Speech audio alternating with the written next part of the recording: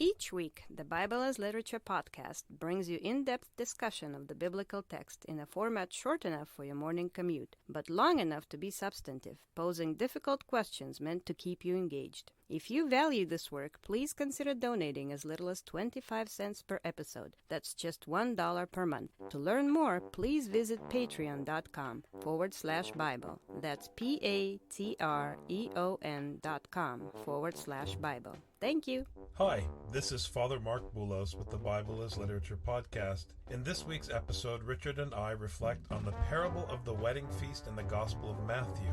When the host's invitations are rejected by his would-be guests, some of whom went so far as to mistreat and then murder his servants, it seems obvious why some are chosen and others are cast out. You'd think the host would be happy to call those who come to the feast his friends. You might also imagine that those who accepted the invitation are better off than those who acted out of selfishness and spite. Unfortunately for all of us, a friend in Matthew is not a friend. The good and the bad are both on the guest list, and the dinner jacket you need is not in your closet. You're listening to the Bible as Literature.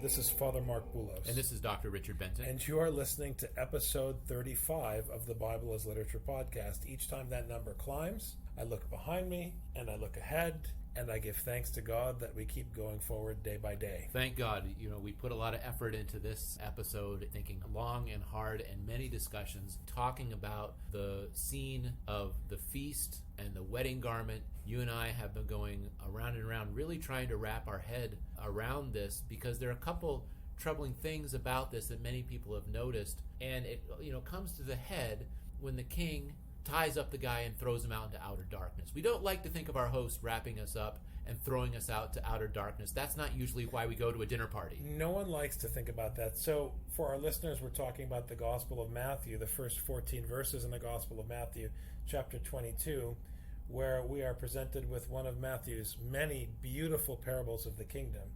In this case, he presents a context where he compares the kingdom of heaven to a king who arranged a marriage feast and sent servants out to call those who were invited to the wedding, and those whom he invited were not willing to come. And we have these classic examples. Tell those who are invited, I prepared a dinner, my oxen and fatted cattle are killed, everything is ready, come to the wedding.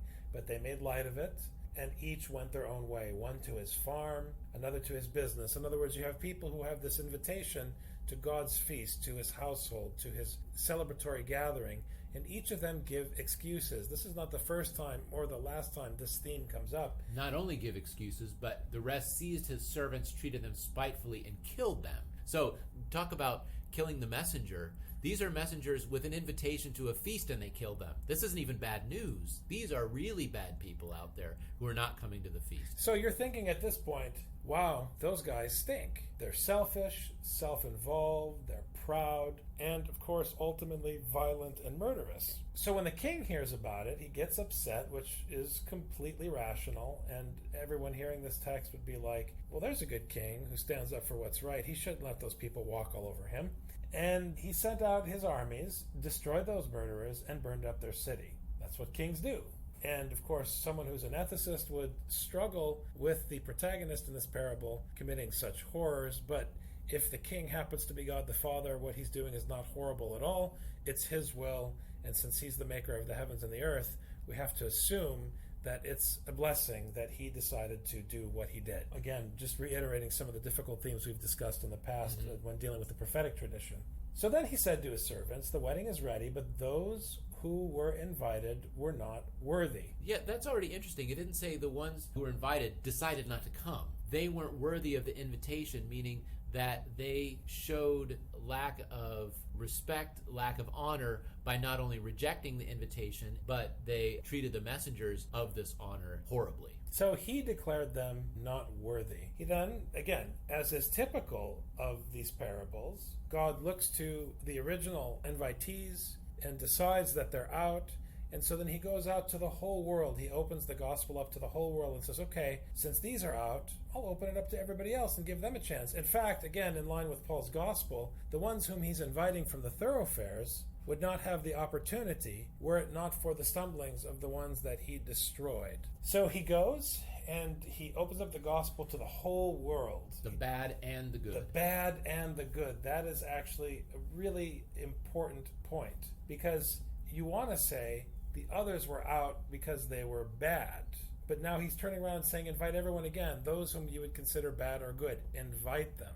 So the others, as you were saying, are not worthy because the king decided they were not worthy, but they are rejecting something that the king is offering. So they're out. Right. I personally am very comfortable if the parable could stop here at verse 10, that there were a bunch of people, they were not worthy because they rejected it, they laughed at it, they treated the servants cruelly and killed them, and then he said, okay, destroy them. I'm going to go find some people who want to come. Let them come. The hall is filled with guests. I like happy endings, Father. I like it if it were just to stop there and everyone had a nice meal together and everyone lived happily ever after. But what's interesting here, though, I think yours is a normative human response to the story. It's a normal expectation, but of course, as we know, Scripture is neither normal nor human. So I get the sense in verse 10, with the advantage of knowing how Scripture works and knowing what follows and being able to anticipate it, I get the sense that there's a kind of cycle at work here. You were invited, the invitation can be rescinded. Worse than that, if you don't accept the invitation, you will face the consequences for that, and I can invite other people.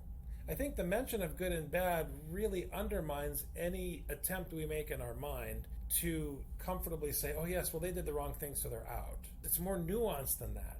But what I'm saying about this cyclical pattern, I think the ones whom he's now invited in could just as easily be taken out. This is the point that to me is really important. You know, there's another thing that I think is important. Since we know that in the end he goes out and calls the people from the highways and byways, we're not really concerned about the original invitations. No one says, hey, wait a second. How did those original people get invited? How come the king didn't go to the highways and the byways first?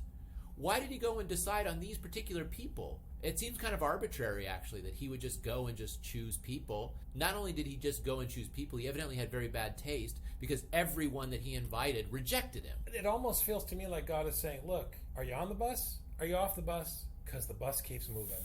And I just want people on the bus. So, hey, you're invited. That's my point. I think you're drawing out my point that the original invitation is as arbitrary as subsequent invitations. And this is as much a warning to the Gentile churches as it is originally to, as Paul would say, the Jew first. Mm-hmm.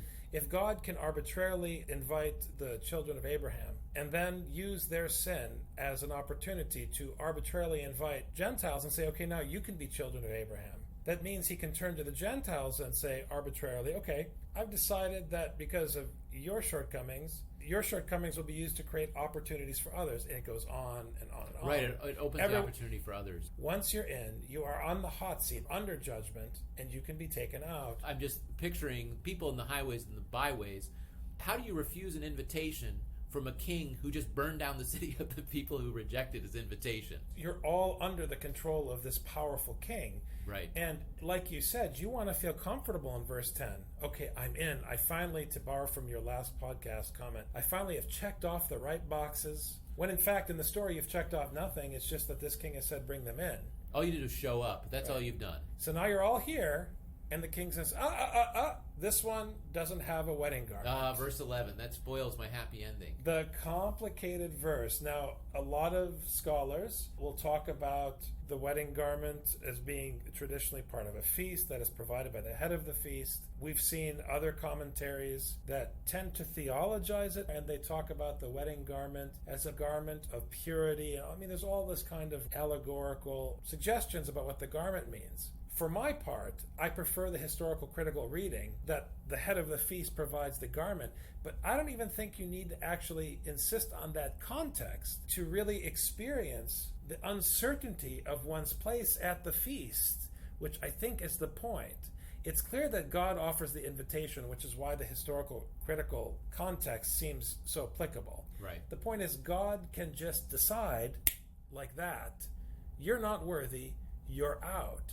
And this undermines the ways that people try to distort the gospel of grace. They say, since it's freely given, then I'm off the hook. I know I'm saved. But that's not how Scripture works, because no one, not even Paul, is acquitted before the time.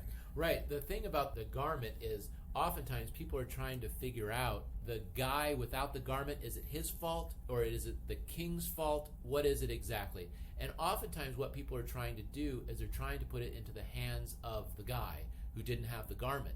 They say, oh, well, it was provided to him by the head of the feast. If the head of the feast provided him one and he rejected it, then he rejected the very honor that the king was trying to bestow upon him, much like the people who were issued the original invitation. Another interpretation is that it's, like you say, a more allegorical reading, which is a sort of preparation. You need some kind of preparation. You need some baptism or something to show that you're prepared for this feast. That's another thing that people But that say. obviously undermines the mashal. The text itself, all it says, he saw a man there who did not have on a wedding garment. Didn't say why. Didn't say he rejected. Didn't say he accepted. Didn't say prepared. Didn't say unprepared. Doesn't have it. So he said to him, friend, how did you come in here without a wedding garment? And he was speechless. So he scared the guy. This is the king who destroys cities, people who reject his invitation. And all we know is that the king decided the criteria upon which the king has to decide are not here. Well, and what's interesting, he's speechless, which means the only thing that God gives you, practically speaking, in Scripture is Scripture. So if you're on the spot and God is not giving you the words to say as he gives to the martyrs when they face their judgment, that means that you haven't accepted the very thing God is offering. It's very bad in Scripture when you can't speak.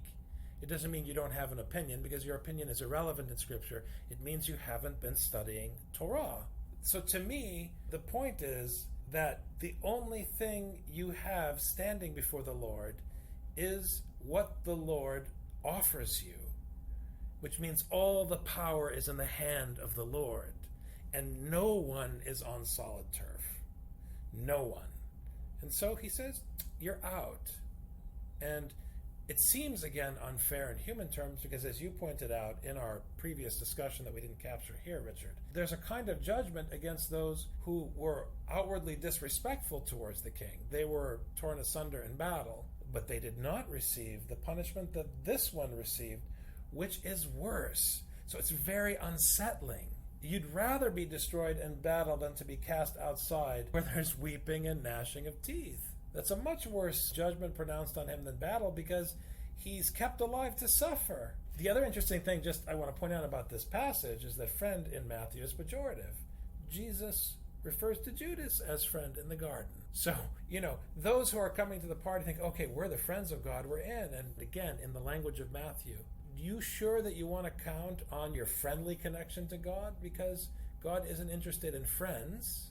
He's interested in the doing of his commandments on his terms. Right. When your boss comes to you and says, my friend, like that, you may need to be a little bit nervous when he calls you his friend. Or when your teacher says, young man.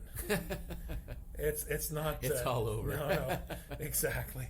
So then there's this last verse that I know is equally troubling, frankly.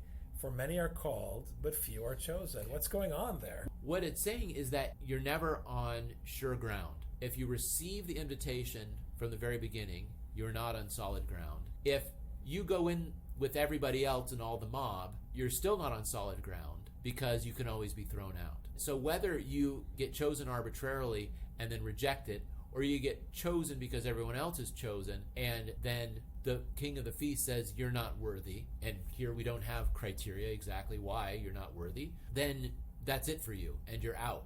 The first invitation does not guarantee anything, nor does the second invitation guarantee anything. So if you say, they rejected it, but we accepted it, there is no we accepted it, because any one of us can be thrown out at the arbitrary decision of the king. The one thing that you can be certain of is the king's authority and his permanence. And also, presumably, if you are gathered in a community hearing this reading and struggling to submit to it, that you've been given the opportunity, you've been given the invitation to the marriage feast. So I think you hear this reading, You recognize, on the one hand, how fortunate you are to hear the reading, to have this opportunity, to hear this invitation to become a citizen of this kingdom, to participate in this marriage feast, and understanding what good fortune you have to be in that position, and understanding how high the stakes are, and how risky and tenuous your position is. You then are going to act with gratitude for the opportunity and strive to walk according to the precepts of the invitation, knowing that in the end, everything is in the hand of the Lord. And isn't that how life functions in the end? I mean, there are no guarantees in life. Right. I think people want guarantees from the scriptural tradition, but I think once you secure your guarantees, it ceases to be a wisdom tradition and becomes a contractual arrangement with God that reflects the greed, the selfishness, and the self-interest of our culture today, of our individualistic culture, and it doesn't work that way in the Bible. Yeah, and I think that it's important to say many are called but few are chosen. I think it's interesting that the last bit there is in the passive voice. It doesn't state who is doing the choosing, but it's not us that's doing the choosing. We know that. We don't choose who are in the kingdom and who stays in the kingdom. That's not our choice. So I think any idea that you prepare yourself to be worthy of the feast, that's out. It's a misreading. That can't be the case. It's clearly a misreading. The king functions according to his will. He throws out who he wants to throw out. That's his decision. And by the same token, he sends out the original invitation to the ones to whom he decides to send out the original invitation. Ultimately, he is the one who chooses the ones who come in. I like the happy ending that we could have had at the end of verse 10, but that's not how Scripture works. It gives us a very difficult ending, but in fact, this is the true reality of our lives. Nobody lives happily ever after because there's no forever, because eventually we're going to come to our death, and it's not going to be pretty. Correct. And there is no happy ending ultimately, except for those who decide that what they live is according to grace, and what they live and what they have, as Paul says in 1 Corinthians 4, is what has been given to them. All you have is what's been given. And you're not acquitted until the judgment. You're not acquitted till the judgment, and maybe the king decided not to give him a robe. I don't know. The story doesn't tell how everyone else got their robe, but he didn't get one. It really doesn't matter. It doesn't matter. Asking how everyone else got their robe is a bit like saying, how come I didn't win the lottery? Or, or how come my loved one got sick? How come this person didn't? Wait, he didn't get a robe. Who knows? Life's not fair. Suck it up. This is what happened. I think that's sort of the attitude. One thing is certain, more so than ever, after reading this parable, I am convinced that the gospel could not have been written in Minnesota. Because everyone would have had a coat. Everyone would make sure that everyone is equal. And although the true thing is that he would have said friend, even if you were in Minnesota. He would have said friends. Whether he liked you or not. Indeed. Well, listen, thanks very much for your time. This was a good discussion, and look forward to next week's podcast. All right, thank you very much, Father. Bye-bye. You've just heard the Bible as literature. Thanks for listening.